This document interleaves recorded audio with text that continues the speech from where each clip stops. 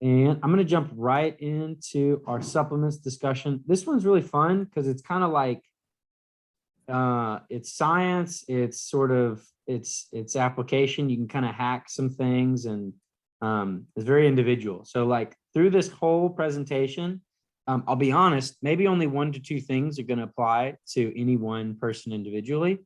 But those things like we should apply, and there's usually a really awesome opportunity to make some headway and to like get yourself set up with some kind of nutrient or supplementation that's going to help you achieve a goal a little bit faster and easier. I said in the sleep discussion that usually improving your sleep, there's a 1,000 ways you can improve your sleep, and there's a lot of strategies, but almost everybody that I've worked with, and in my personal experience, usually it's 2, maybe 3 things that you change in your environment that allow you to really improve your sleep. And I'm going to make the same arguments with supplementation. You do not need to be on 10, 15 supplements. You probably don't need to be on 4, but there probably are 1 to 2 supplements that you really will benefit from. So I'm going to kind of show you my basic rule of thumb as I look through supplementation, and I'll give you the same process that help my clients determine their supplement list. So we're going to talk about both sort of brain and body supplements, but they're all going to kind of fall into the same umbrella. And a note before we get started talking about products and pills and stuff, just it's got to be said, and it's helpful to be reminded, the best supplementation is through real whole food. So most of the time when people have a cabinet of 12 supplements, they just aren't eating very well, or they aren't eating very much good food. And you're not going to be able to compensate for eating really crummy food all the time with a really good supplementation regimen. So just to remind you, before you get too hung up on your supplements, I want you to focus on eating sufficient protein from lean meats. At least 1 serving a day, and a whey protein shake should get you there. I want you to be eating greens at least 3 to 4 times a week. So just getting one of those boxes of greens at the beginning of every week. It's on the grocery list that I sent out. I throw it in a bowl with a little bit of olive oil almost every evening. Multicolored vegetables. So it really is true. Colors signify nutrients. So the more colors you're getting, the healthier your diet is generally. And then a huge one here is cruciferous vegetables. So broccoli, Brussels sprouts, cabbage. Of all the vegetables, those are your most nutrient dense. Those and greens really are kind of your best. But I would say number 1, sufficient protein from lean meats. That is number 1 for a reason. With as many nutrients as greens and spinach have, a healthy steak from like a grass-fed cow is going to have a lot more. So that's kind of the order that we want to be in. And then just eating whole foods in general. So eating whole grains, sweet potatoes, that kind of stuff. You cannot manufacture a pill to replace nutrients in whole foods. So you could look at the whole nutrient list of spinach. You could see it's got folate. It's got, just the whole list of vitamins and minerals. It's got zinc in it. And if you made a pill with all the same ratios of folate and zinc and all the vitamins and minerals, you're not going to get the same nutritional value from it. So the best way to supplement is through whole foods. Does that make sense? Does that seem reasonable? Does it seem like God kind of knew what he was doing when he created plants and animals, and we don't do as well at creation from a factory? Okay, here's one coaching tip that I'd like to give you just kind of as another general rule of thumb. As a coach, I generally remove more supplements from a person's regimen than I add. There are a few supplements backed by research, and there are only a few supplements backed by research and common sense. So there's 100,000 pills on the supplement market. It's totally unregulated, which you could argue whether or not that's good or bad, but it's totally unregulated, meaning you can just, like any person in America can just create a supplement and get out there and start selling it. There are only a few supplements that are actually demonstrated in the literature to have a benefit. If it's not on this list that I'm going to show you, and you have not been prescribed a specific supplement by like a provider for a specific reason, it's probably unnecessary. I'm not telling you that for sure, but I'm just saying, like, I'll share with you a list. And if you're taking something that's not on this list, shoot me an email and I can like confirm or give you the pros and cons, but you could probably stop taking it. Because almost everything, all the research boils down to a couple of supplements that show some good benefit. And then everything else that you'll need would probably be for like highly specific like diagnoses or or highly specific like nutrient deficiencies that you're dealing with. So here's the list. If you want to pull out your phone and take a picture of this, whether you're on this call or you're watching the recording later, this is the list. If you are taking something that's not on this list, it's very likely it's actually not giving you much benefit, and you can save some money just by not taking it. If you would like to follow up with me and send me an email, you can say, hey, I'm taking a fat burner. This is the brand. What do you think? I can give you some thoughts. I'm not going to necessarily tell you to take it or not, but I could give you my opinion on what I would do. This list is the majority of the supplements that have been backed by science and to be shown to have a benefit. I will send out this slide deck after this presentation. I'll definitely make sure everyone on the call has it. I have a link to each one of these products to a trusted brand that's been vetted that actually has a good quality production line for their supplement. Because again, you can sell a turmeric supplement and you can just put salt in the box and send it to people nationwide. You can sell it for $8 and make a lot of money. The economics of supplement companies, they actually work really, really well. And they often work better than the supplements actually work themselves. So I'm not anti-supplement though. Here are some really, really good options. These are roughly in order. I guess I would say they're not in any particular order. But this is a very, very common one, probably the second most common supplement I have folks get on. Magnesium glycinate. This is for sleep primarily, but it's also just 50% of people are deficient in magnesium and they're not getting enough in their diet. The reason for that is modern soil is just depleted in magnesium due to over farming. And so like you can be eating a really healthy diet and you're not getting enough magnesium because the foods that generally carry sufficient magnesium no longer have sufficient magnesium. So particularly, this would be really helpful if 1 through 3 on this list relate to you. I would just, no question, I'd go ahead and purchase this and see if it helps you. You hear about that monkey mind? Like if you lie in bed at night or if you wake up in the middle of the night and your brain is pinging and you're thinking about, gosh, I got an email last week and then I'm thinking about a presentation I got next week. And if you've got any of that, you have a hard time going to sleep, this is really good at calming that. It's also good if you have leg cramps in the night or you kick, or if your partner tells you that you kick and you don't know if you kick, your partner is probably pulling up Amazon and buying this right now. Some people consider this a miracle. I'm not gonna lie and tell you that I've seen a ton of miracle cases, but the pharmacist that I've worked through to get this supplement to people says that he has a run on it at the beginning of every month. And very often he sells out in the first week of the month because people that use it and like it just absolutely love it. And then one note, do not get magnesium citrate because that's the laxative that you take for a colonoscopy. Okay, omega-3 supplements. This is often like fish oil or cod liver oil. This is a big category of supplements. Anything like that, generally any fish oil.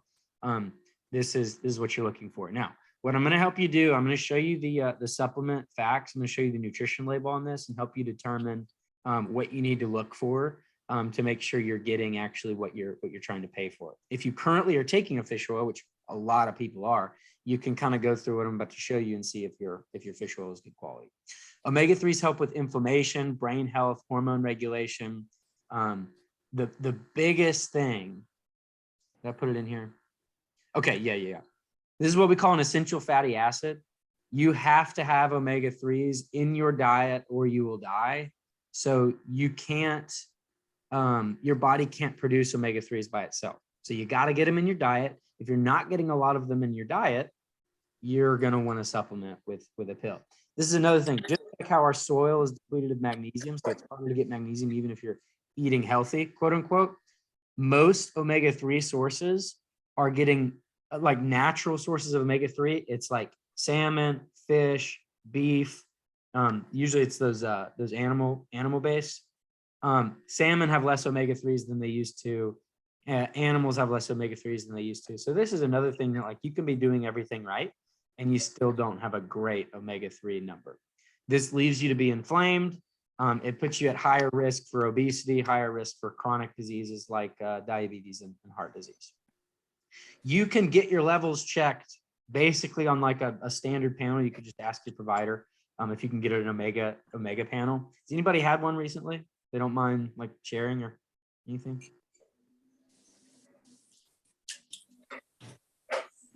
If you've not had one recently, the next time you go to your doctor, I'd probably encourage you to just go ahead and get it. I think it's like a $20 test. Most places, if you're paying cash, maybe $30, something like that. But here's what you want to look for. You have omega-6s and omega-3s. Omega-6s are inflammatory essential fatty acids. You need omega-6s too, but they, and you also need inflammation. So inflammation helps things like recovery and repair from injury. The problem is omega-6s are really easy to get in your diet. And omega-3s are kind of hard to get in your diet. So it's very common that people have a ton of omega-6s and not a lot of omega-3s, which leaves them inflamed and leaves them out of balance. Does that make sense? So you need 6s, you need 3s, but we have them out of balance. Your 6-to-3 ratio really should be less than 4-to-1. So you should have 4 6s to every 1 3. But very commonly, we'll see people that have an omega number over 20 or over 30 or at 40. I've even seen 80 one time. If someone has an omega 6-to-3 ratio of 80, they are they're incredibly inflamed. They will tell you that their life experiences, they feel miserable all the time. One thing that happens is if you have this ratio out of whack and you improve it, people will just report feeling a huge difference in their life. So here's the takeaway. I want you to look, if you have a fish oil or if you've been taking a fish oil, go and grab it. If you're watching this on the recording, I'll give you a second to go get it. If you're watching this live, I'll give you a second to go get it as well. And we can run through this just really quickly. I'll tell you the things you want to be looking at. Andrew. Yes. Is krill oil the same thing as fish oil? Yes. And because I sent you that krill oil, I can tell you, I know which brand you bought. You've got a good krill oil. So you don't need to check on Thank you. Yep. Okay. So remember how I told you supplements are a really financially lucrative thing and they're not regulated. So you can just throw anything out you want. Very often people will sell omega-3s or they'll sell a fish oil. And what they'll do is there will be omega-3s in a fish oil that you're buying, and it's blended with omega-6s. And so the whole reason why you're taking this fish oil is to increase your omega-3. Very often, because omega-6s are more prevalent, they will tell you on the back, it'll say omega-3s, and then omega-6s as well. Sometimes they'll put in omega-9s also. So the only things you should see on your nutrition label is the omega-3s, EPA and DHA, and they other omega-3 fatty acids here, that's fine too. But EPA is the anti-inflammatory omega-3, DHA is the cellular structure of your brain. So that basically that DHA is for brain health, EPA is anti-inflammatory. Julia, do you have an omega-6 in your fish oil? I do. Oh, what's the ratio? Let's see. I have to put my husband's spectacles to see. Let's see. The omega, it's got a 3, a 6 and a 9 in this one. So hey, what did I just say? I said sometimes I throw a 9 in there, right? yeah, throw everything in there. The 6 is 285 milligrams. Okay. And then it's got an EPA of 780 and a DHA of 390. Okay, so that's actually not that bad. The ratio there, it's still highly, that's not too bad. Sometimes they'll have like 3-to-1 ratio of omega-6 to omega-3, and in that case, you're wasting money. If you want to see that, Julia, I'll give you more feedback just in case I missed something, but that should be it. Yeah. I'll take the picture of the back of it and send it to you. Perfect. Yeah. Hey, another good reason for omega-3s, though, that we've done with a 13-year-old who's in middle school and with the magnesium before that is, I'm reading it, I've read several times this book, Finally Focused. And for people who suffer with focus issues, both the omega-3s and the magnesium are huge, and iron actually are huge on, for focus issues. And that's adults and children. Yeah, So- yeah, that's awesome. So the big reason for that is magnesium is the molecule responsible for to innervate a nerve. So in order for a nerve to fire, whether it's in the brain or in your body, you have to have magnesium present. So if you're deficient in magnesium, you're gonna have slower response times and less nerve innervation. So if you have present magnesium, your nerves can fire on all cylinders. And then the DHA, the structure of the brain, and then decreasing inflammation definitely has been demonstrated to show improvements in cognition. So yeah, that's great. This is something that we work with people that have like early set Alzheimer's, or if they have diabetes and their brain is struggling to get energy because their insulin resistance is in their brain. These are some of the things that we really make sure that get in line first before anything else. So yeah, that's great. Real quick though, they don't last forever. So throw them out if it's old. If you want to test it, you can just bite on it. And if it tastes totally rancid, it's old. Don't take them if they're old, because then they've just turned into they're free radicals. Like any kind of rancid oil. Same thing is like taking a bunch of canola oil that's rancid. They're free radicals, so that means they're going to damage almost every cell they come in contact with. So once your fish oil goes bad, take it out. It's not going to help you. It's going to hurt you. So the other thing I'd like you to do is you can freeze them to reduce the fishy taste and increase the shelf life. So some people, they'll take it and they'll say, Andrew, I'm never taking that fish oil again. All I tasted was fish for 3 days. So if you freeze it, it'll decrease that. If you don't want to risk it, because if you end up taking it and it gives you a bad experience, you're not going to take it again. So if you need to, freeze it. And that'll increase the shelf life. If it's really old, you probably ought to throw it out and restart. If you have a lot of guts and you're cheap, go ahead and give it a bite and tell me how it tastes. All right, this is my favorite supplement. I'll show you what I have here.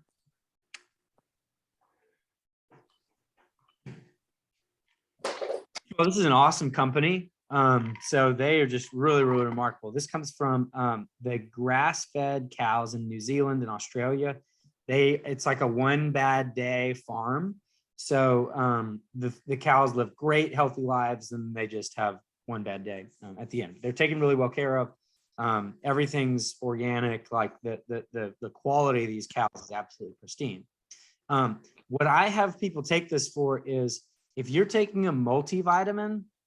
A lot of times a multivitamin is just, they took a bunch of nutrients in a lab and fused them together and then they call it a multivitamin. Desiccated beef liver is what I call like the ultimate multivitamin. And it's literally, just think of it as food. Think of it as like the healthiest food there is. And so it's not like you're taking a pill. This is closer to just eating a really nutrient dense, small meal or snack virtually every day. So if you, want to improve daily performance, if you have almost any specific nutrient deficiency, if you have, as a female, if you have a cycle dysregulation, if you're struggling with daily energy, or if you just like want to make sure you're covering your bases with your nutrition, this is a great supplement that you can add in. This has all the micronutrients of organ meats. Again, this is one of those things that you can be eating healthy in modern America, and you're still missing a couple of things that your body was designed to have just because of our food supply.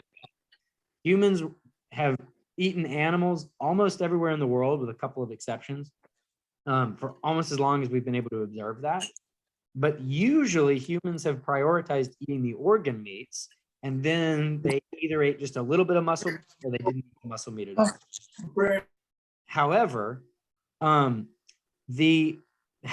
we just eat muscle meat and we don't eat organ meats. So again, you could be eating really, really healthy, but you're still missing just kind of the natural composition of your diet that you normally would get. So this is a great way if you don't want to eat liver or intestines or beef heart regularly, but you want to get all the benefits. Because literally if you want a strong heart, eat a healthy heart from another animal. If you want strong muscles, eat the healthy muscles of another animal. If you want strong bones, you eat the bones of another animal. So if you want to kind of bypass doing all of that, this is an option, and you can feel great about it. Another thing that you can freeze this. I don't think there's any taste. One time someone told me they kind of felt a little bit of a taste, but it's not that bad. don't be, everybody's turned off by the fact that it's liver and it's desiccated. It comes in a pretty thick capsule, and it's great. Let me say, wait, I got to say something about you, Yeah. Andrew. I got to sing your praises a second. Sure. Mind? So my 13-year-old here again with focus issues, we did a full blood workup. A full blood workup just shows your iron level, but it doesn't show your ferritin level. Mhm. And ferritin is your iron stores. And that is a thing to look at with focus issues. Here again, adults or children, but a regular blood workup does not look at ferritin. It just looks at iron. And so our daughter's was extremely low. It's like 5.6, and it should be closer to 40.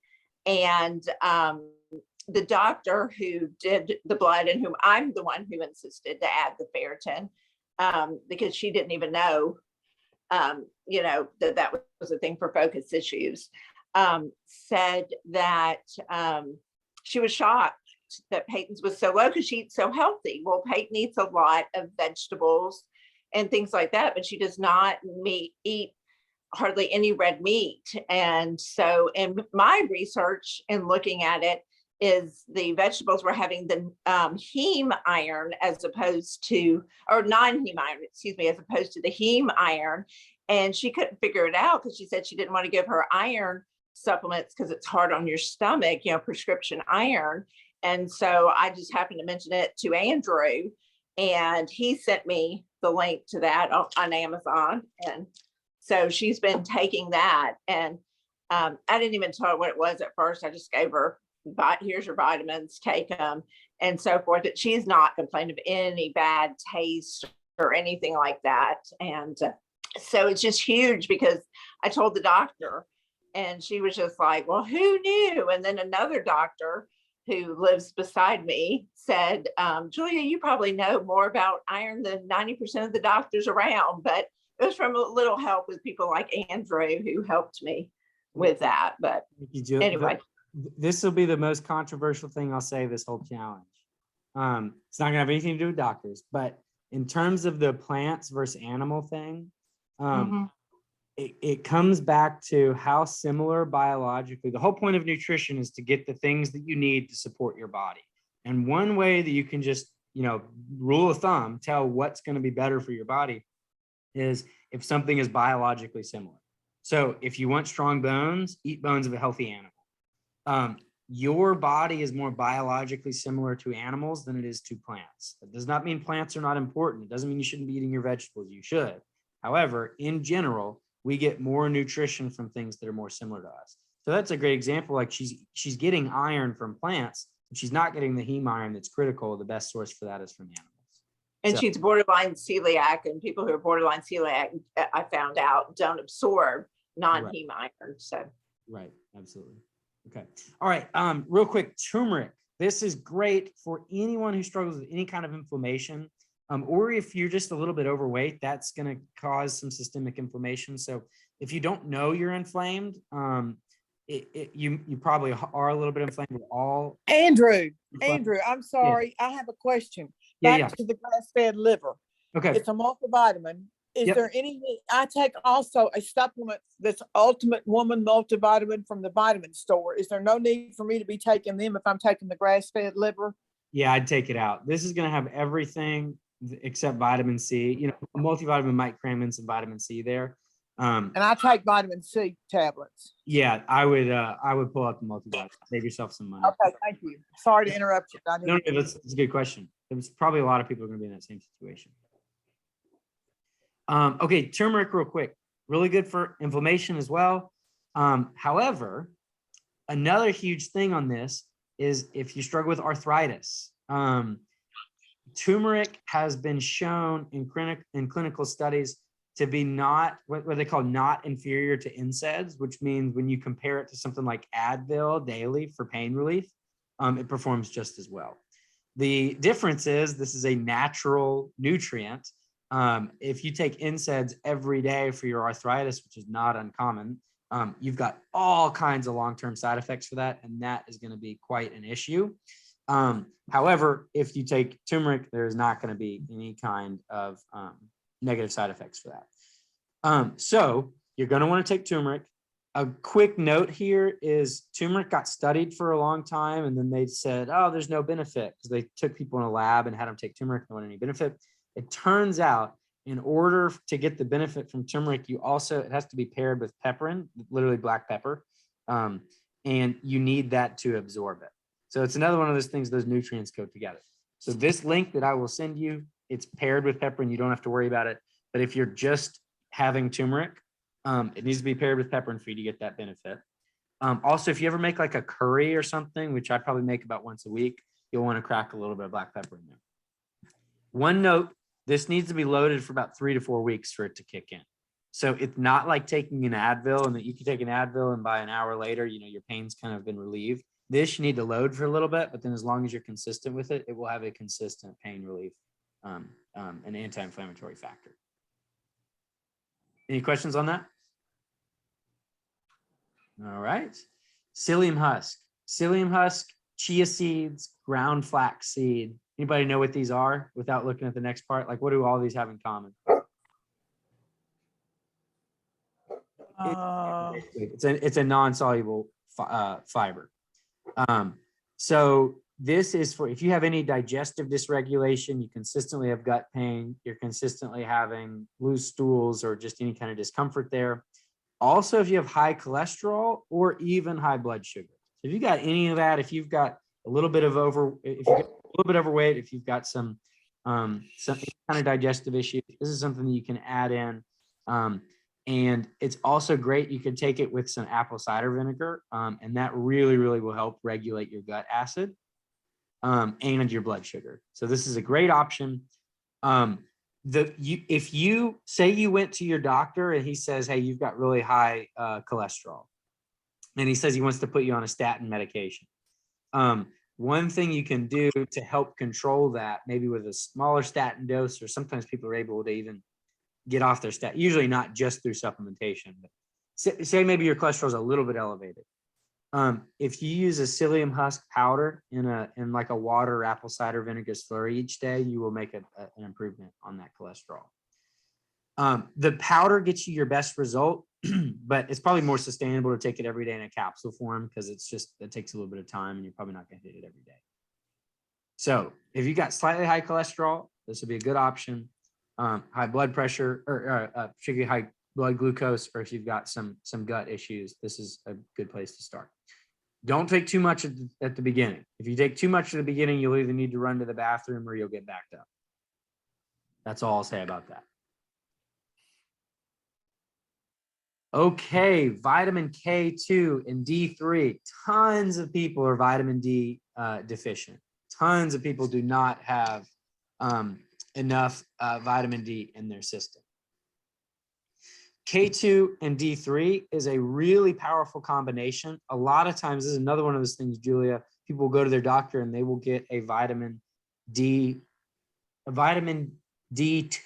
I think is the one they're usually giving them, which is the plant-based vitamin D, and it's not absorbed by humans, and it doesn't give you hardly any benefit at all. So the best way, if you've got low vitamin D, a lot of times people will get on a huge dose of vitamin D. And a lot of times you're not going to absorb that dose very well either. So the K2D3, this is a really, really great way to do this. This helps you absorb calcium, so it's good for bone health. It also helps you reabsorb calcium that will build up like in your arteries, which causes heart attacks. So you've got that artery calcification, plaques. This is something you should be on. If you have a family history of heart disease, you're gonna want to get on this if possible. Trying to think.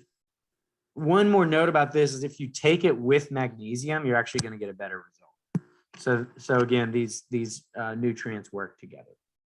Okay, here's what I like to do. I want to divide this into 2 parts real quick. I actually started the meeting a little bit early, so my video here is about to cut off. What I want you to do is I'm going to stop this recording here right now, and we're going to divide the video into 2 parts.